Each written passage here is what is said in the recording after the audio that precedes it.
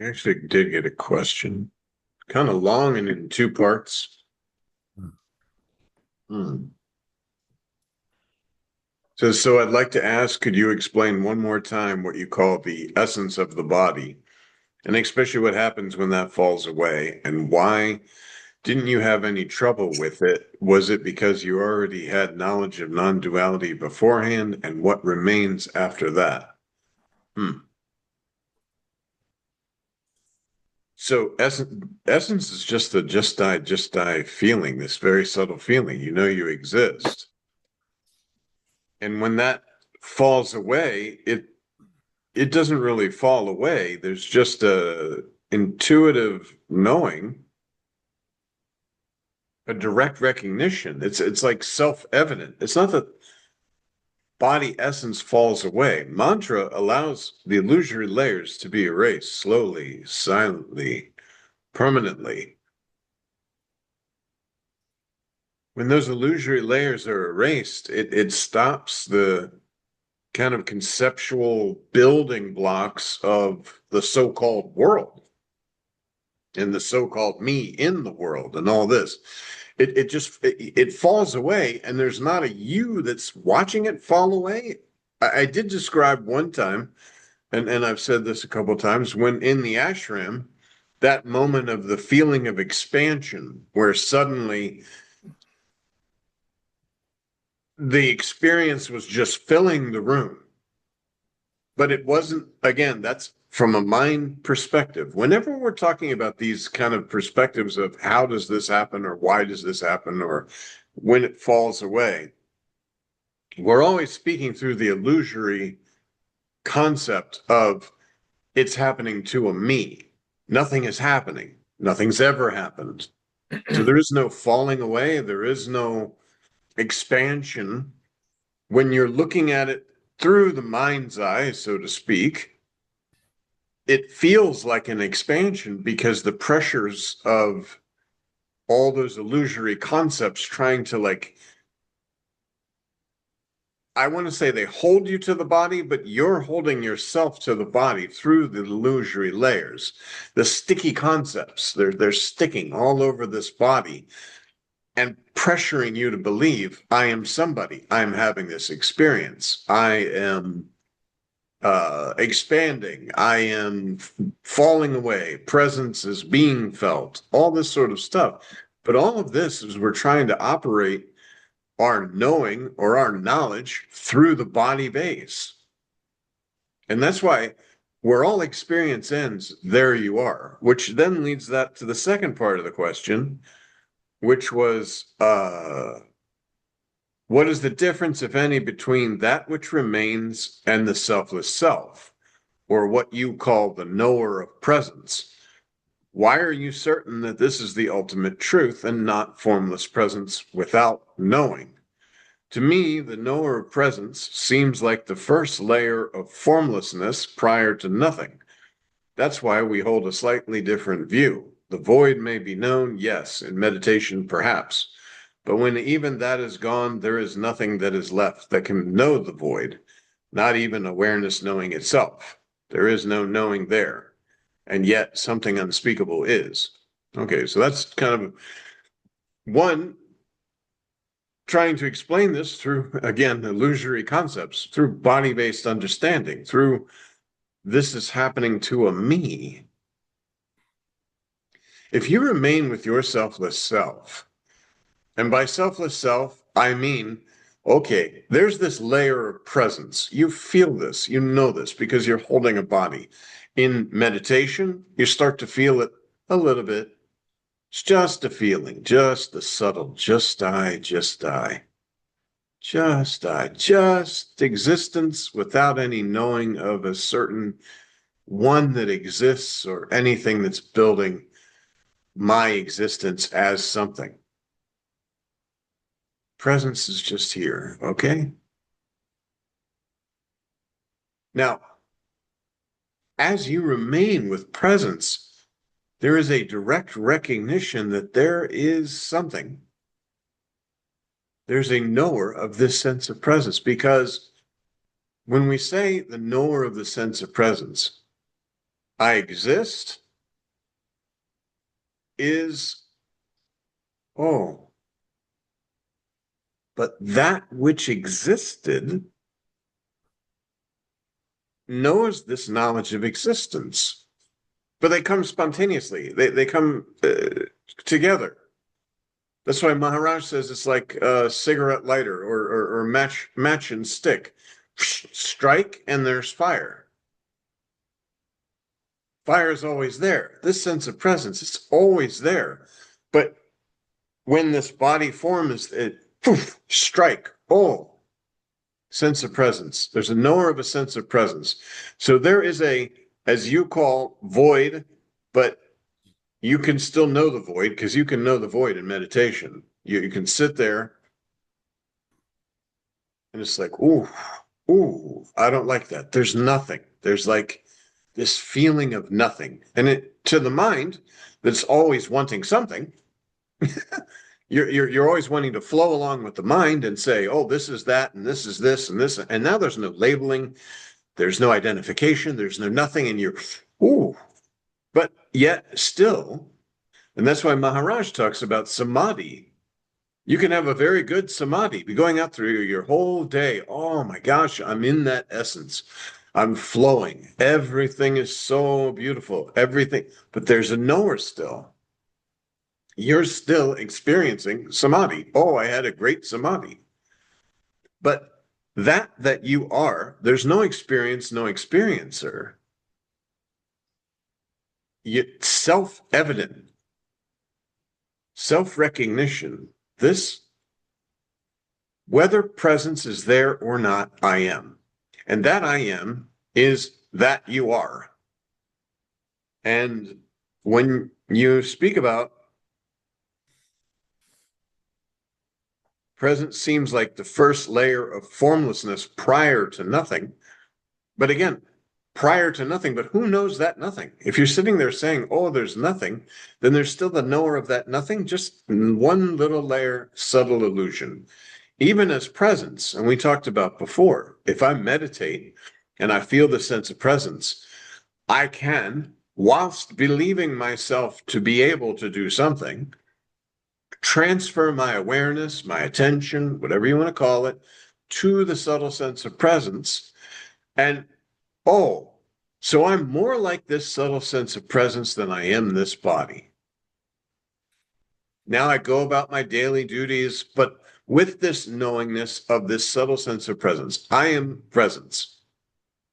So I'm now identified as presence. Or you could say I've identified this sense of presence as God, as whatever. This is my belief. This is God. I'm now in the presence of God. And then because we understand that there is only one presence, it's not that presence and I'm experiencing that presence. That's where the idea is of no ideas. And yet if I identify with presence, then I know I'm not body, I know I'm not born, and I know I won't die. All these are removed. So by remaining with your selfless self, this I am, this sense of presence, as Nisargadatta Maharaj says, it opens all the secrets. Well, the secret is, the hidden secret is you are.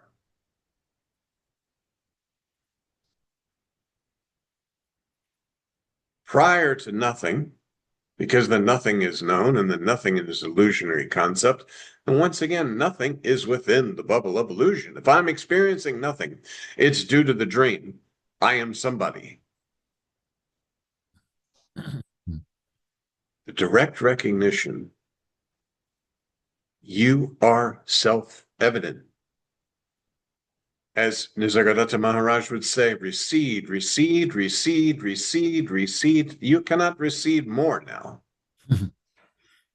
You recede to presence, and you know whether presence is there or not, I am. But there isn't a way to know yourself because you are yourself.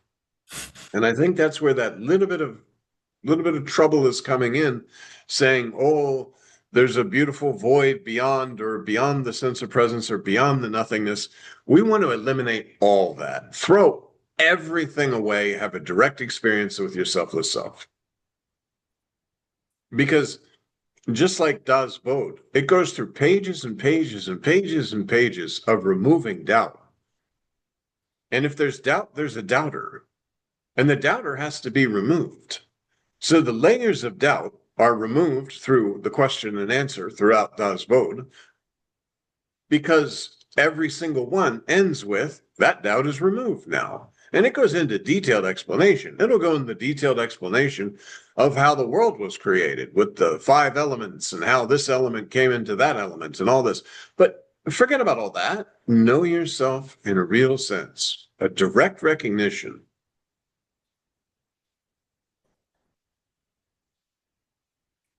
Spend this time with you.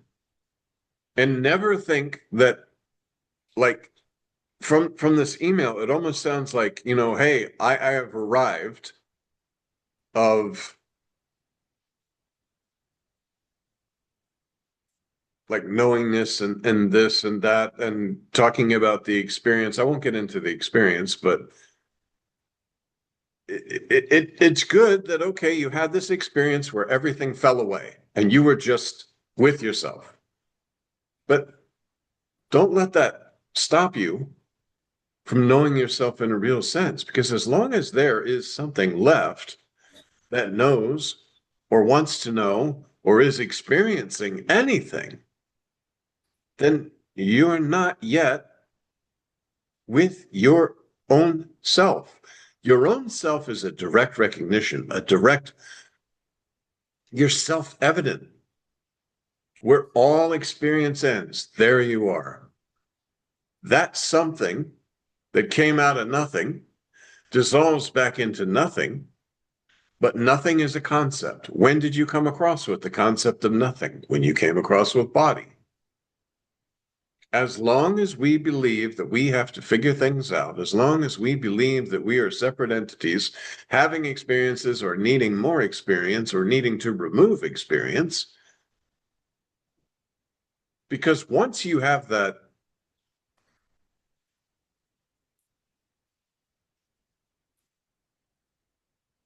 and the easiest way, meditation, subtle sense of presence is felt the very first time it's felt. You can distinguish it from anything else. And now awareness of the sense of presence. Okay. Now transference of all concepts, all ideas to a sense of presence. I am more like the sense of presence than I am this body. And that itself, with this identification with the sense of presence, this I am, it will remove body, mind, ego, intellect, world, birth, death, all concepts like this. And the longer you then are clearing that path, because you're not identified with every passing thing or every passing experience, thinking that I must have this experience or I don't want to have that experience, and pain and pleasure and all that sort of stuff.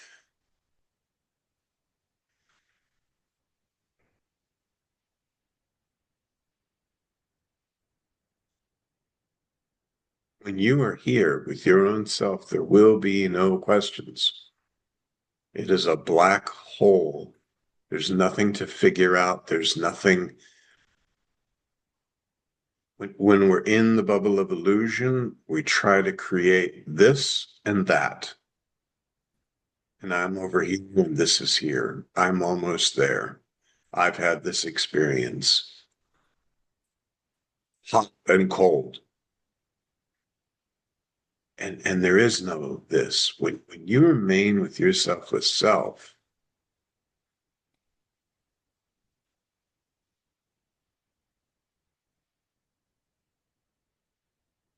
truly there's no even speaking. It's prior to the first thought, prior to the first speaking, prior to anything. And yet you are.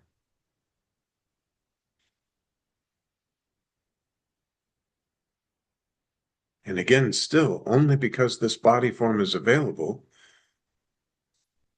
This body's just a telescope into this illusory existence. When you wake up in the morning from a dream, you know yourself in a real sense, so to speak. I wasn't anything to do with that dream. Within the dream itself, you could explain 100 million things. We talked about before, you could go to a guru on the mountain and dream that you were with that guru for 100 years. And he says, oh, you're enlightened and all this. And you start to have these experiences. You feel like you're floating, and you wake up the next morning and it's finished because now you know yourself in a real sense. That was a dream and I am not dreaming. And when you know yourself in a real sense, in the quote, waking dream, it's the same. That was all before when I thought myself something. All of this was before when I thought myself as something within the world rather than the nothingness in which the world appears.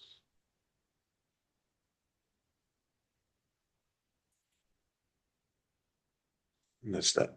Shaguru.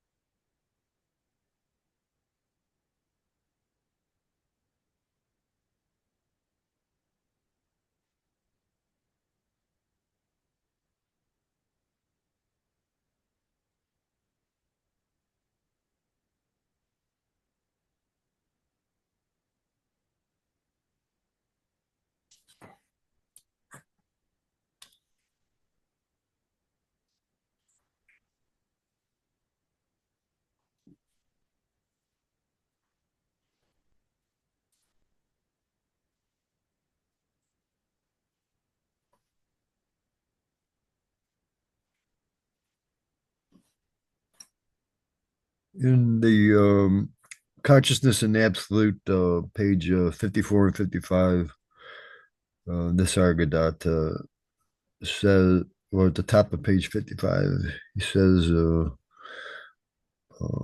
you are, um, that the cognizance, or let me see if I wrote it down. Cognition, that which is cognated. I think I wrote it down here somewhere. Oh, cognizing. Okay, cognizing, cognition, and that which is cognized are the or they're the one. They're all one, I guess. So I was wondering, is that what the bubble of illusion is? Is that what is the bubble of illusion the same as the primal illusion? Illusion is illusion. It's something that doesn't exist. Uh, So what stage of non-existence?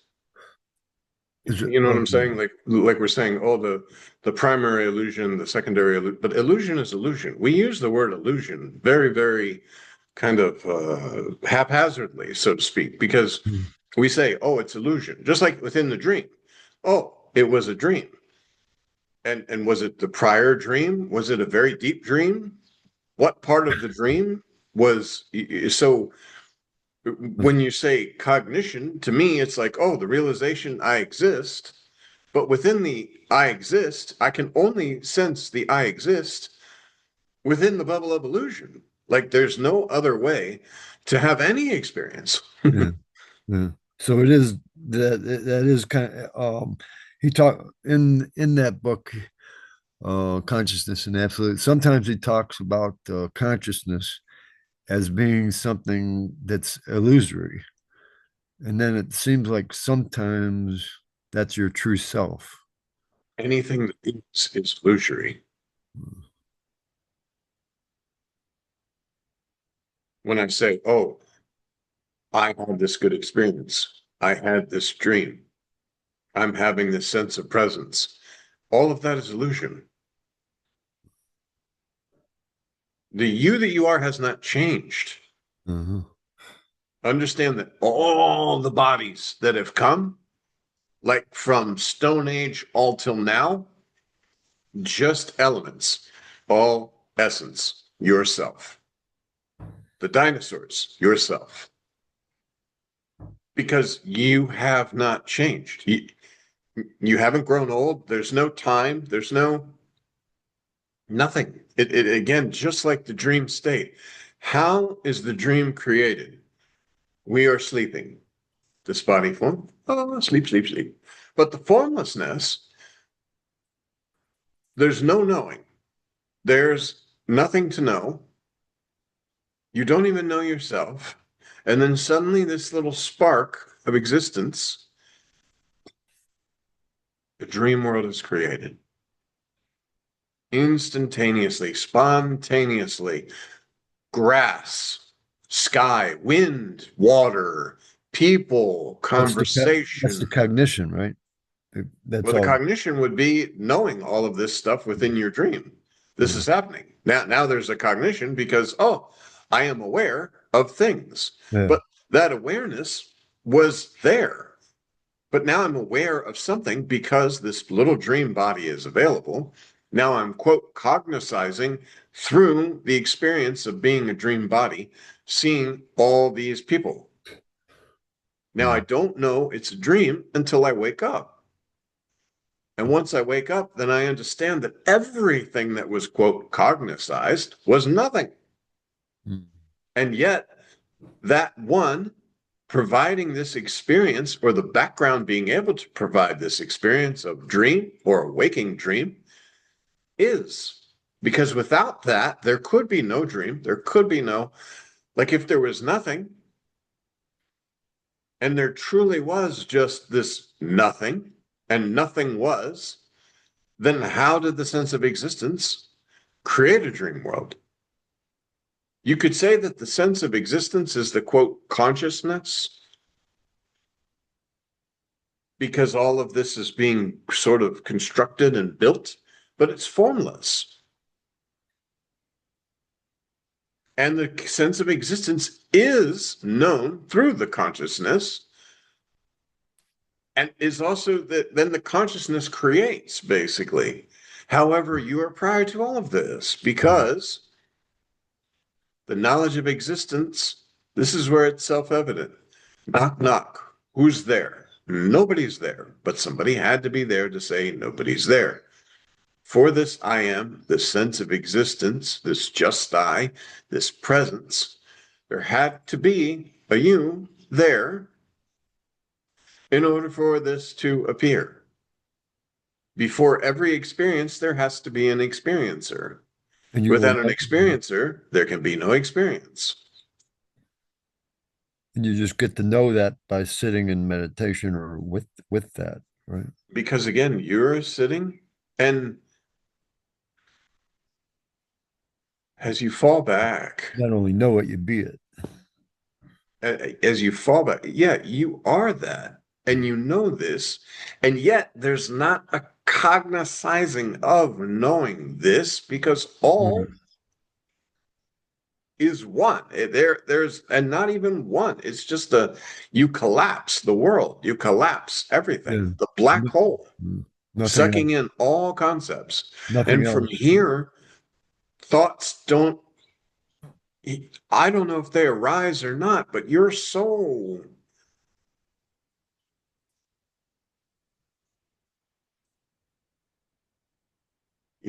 you because there can't be anything else.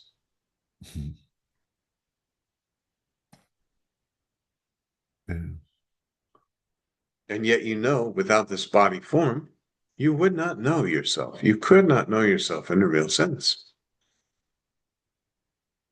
And yet, the body form, if you identify with it, then you get further and further and further away from yourself because, oh, this body is here.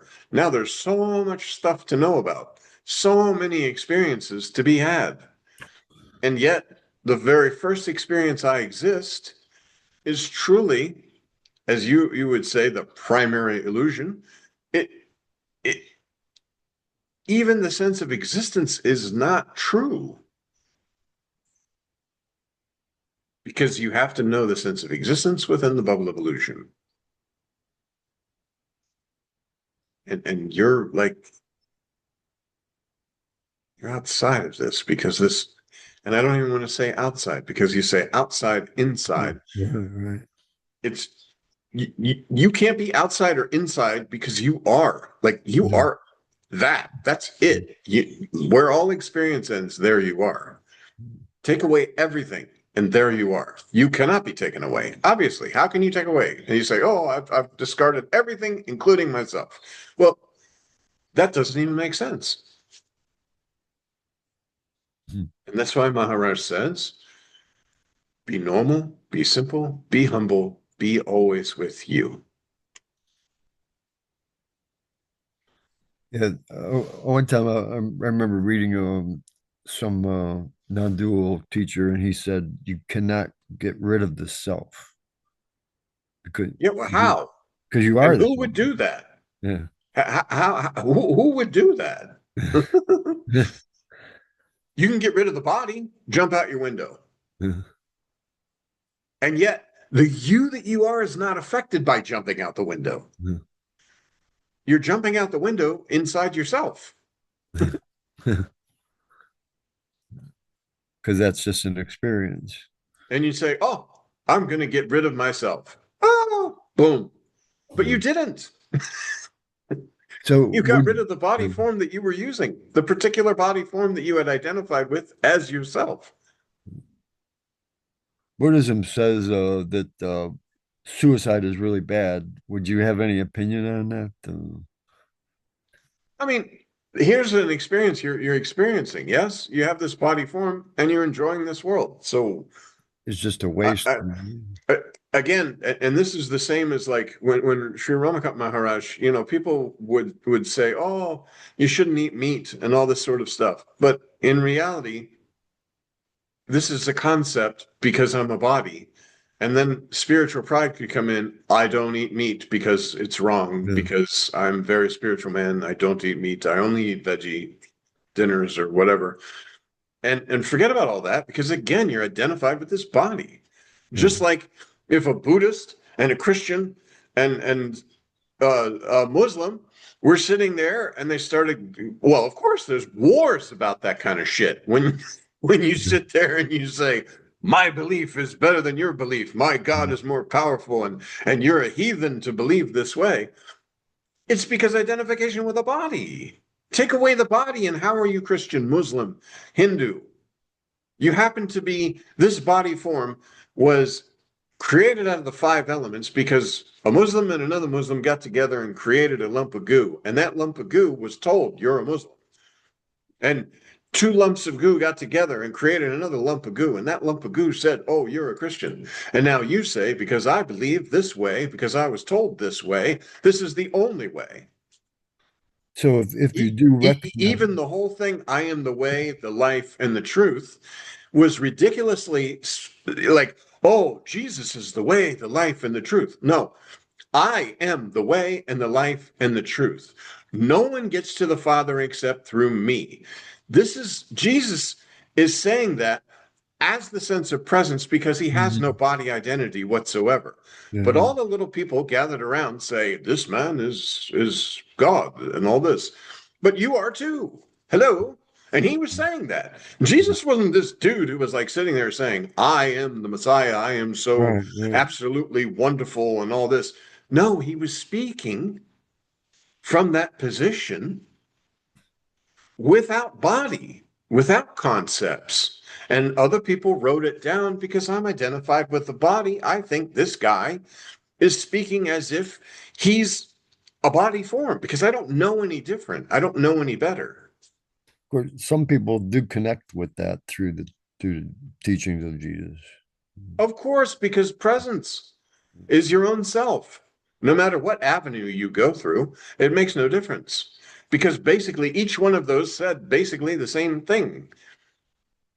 Buddha said, "Oh, the sufferings of the world are, you want to, it's too much suffering. As long as you need nirvana or whatever, because there's too much suffering, suffering, suffering, suffering, and the best way to not suffer is to not attach, and all this sort of thing.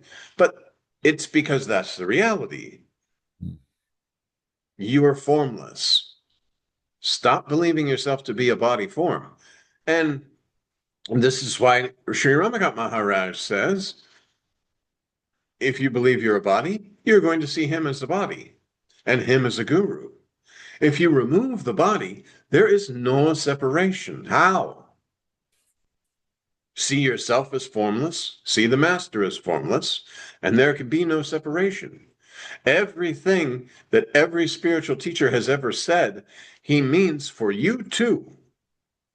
Nisargadatta Maharaj says, throw away this Bhagavad Gita thing because he's talking from the position, don't identify other than the position of Krishna. When Krishna says, and see, for Hindus, that would be just like I said about Jesus, they're all up in arms. Oh my God, you can't say that about Jesus. He was like the savior. And Krishna, same way. Oh my God, you can't say that about Krishna.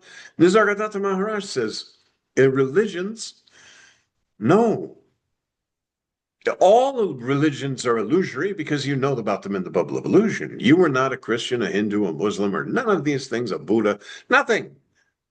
Until you came along with the body where you introduced to these concepts. And then you began to impress, I am somebody else. It's just not true. And yes, from the perspective when Jesus was saying, all of the sayings of Jesus, if you identify with Jesus, instead of all those other guys writing about him, you're closer to truth. If you identify with Krishna, when he's explaining all these things in the Bhagavad Gita, you identify when he says, all worlds are in me and all of this. And even when he gives Arjuna the glimpse of the power and all that, that's Arjuna's own mind and own perception of how he believes this experience of seeing this. Again, there's no experience, no experiencer. As long as you're identified with a body form, you're going to believe pretty much anything. It starts with believing in yourself that you exist as an individual. Well, and individuality is the worst because you're willing to fight to protect every little thing. Yeah. I have this I found this very interesting quote that actually touched me and helped me sort of discriminate. And like that's about to me, the reading that is all about it talks about discriminating, and it ends up, I think, helping me discriminate. But anyway, this quote, this guy says, well, he was referring to everything that goes on in the head and experience and how we objectify it and make subject object out of it and all that stuff. But the quote is, as the head vanishes, the heart emerges. And it just seemed like simply, yeah, that is kind of like what happens. That's true to me. As the head vanishes, the heart emerges. Would you have anything you could add to that or say about it? I mean, I get, again, It seems to affect me directly, like right now, if I just sit with that statement. there's no heart. Well, but there's Just like when people get caught up with the love. Oh, the love. The whole world is love, love, love, and it's love is the essence and all that. And this to is me the again a heart is body-based concept. to me the heart is like everything at once without being anything. To me, that's what the heart Well, is. and that's like Sri Ramana Maharshi says the heart being in the center, and other people are saying, oh, it's on the, and he says, no, it's not the bodily heart, but the heart Uh, is ultimate truth. uh, it's easier to say ultimate truth because you're not trying to build a concept of heart. When you build a concept of heart, you're like, oh, there's like a oneness, there's a love, a natural love of whatever. I don't know. Mm. You gotta cut. It's I understand and see even quotes and stuff. And that's why Sri Ramakant Maharaj used to say, don't just quote these quotes, because understand you're the one that was speaking these quotes, for one thing. Yeah. And the quote again was through whatever concepts were appearing in which the quote was spoken. And you're prior to the words, prior to the first thought, before the word was even generated. It's a good stepping stone to yourself. But one master says like this, one master says like that, one master. Just try to remain with yourself as self. Presence. There's a knower of this presence.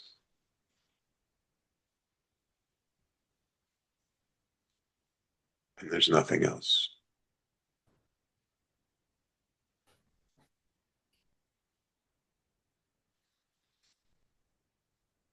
You don't want to know anything.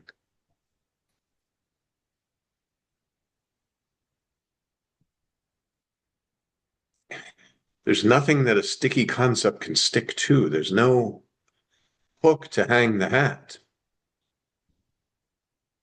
Even to say head and heart, that's a hook to hang a hat, because that's a conceptual thing.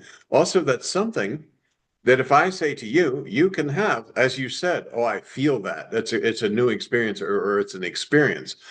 But when you remain with your selfless self, when you are with your selfless self, and there is direct recognition, self-evident, then there is no need to explain anything anymore, or to use any quotes or use anything, because there's no concepts there. Mm.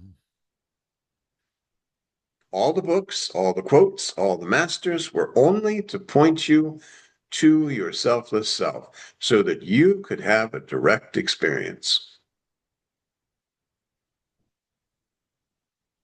And that direct experience finishes everything. It's the black hole. It sucks in all concepts. It did seem like And yet I still read every morning. I get up and I read the Kindle. I read Consciousness in the Absolute. I read I Am That, little portions of Das Boot and all this. On my way into work on the metro, I read all these things. 40 minutes of like probably 20 different books, just a little bit of each one. Mm. But I'm not sitting there, ooh. That's It's just like just keeping reminders, the atmosphere. Pardon me? sort of like a reminders, so you don't forget. Truly, I don't know why I do it. It's something that is just happening. It's just happening. But it's nice and it keeps refreshing. Also, you're less likely to be caught in the illusory ditch because on one hand, you have the books and you're sort of being with yourself, remaining with your selfless self. And on the other hand, you have all the busyness of the metro, all the people coming in and out and all the traffic and all this sort of stuff.